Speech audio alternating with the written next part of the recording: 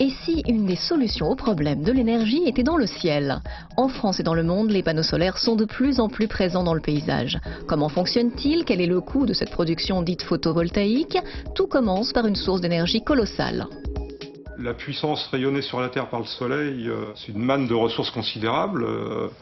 Sur une année, c'est à peu près 1000 fois la consommation mondiale d'énergie sur la même année. Si on arrive à convertir une petite portion de cette énergie rayonnée, on peut alimenter de façon importante les besoins.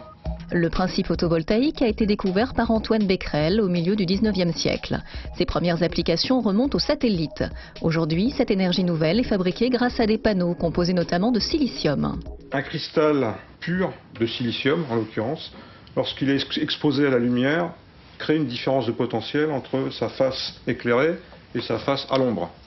Et il suffit de raccorder les deux faces avec des connecteurs et vous avez instantanément, sous l'effet de la lumière, production de courant continu, comme une pile, tout simplement.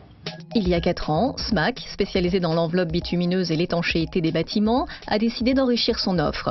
Depuis, cette filiale du groupe Colas commercialise des techniques innovantes pour couvrir les toitures en y intégrant des panneaux photovoltaïques. Il se trouve qu'on avait déjà un excellent procédé qui s'appelle Surface 5 qui permettait de transformer des toitures en leur donnant l'aspect d'une façade, en allant fixer des parements de façade décoratifs. Puis quand le besoin du photovoltaïque est vraiment devenu évident, il était facile de dire nos cassettes métalliques, on les remplace par des panneaux photovoltaïques. Les panneaux Surface 5 ont donc été transformés en panneaux solaires photovoltaïques, esthétiques, simples à poser et qui ne produisent pas de déchets.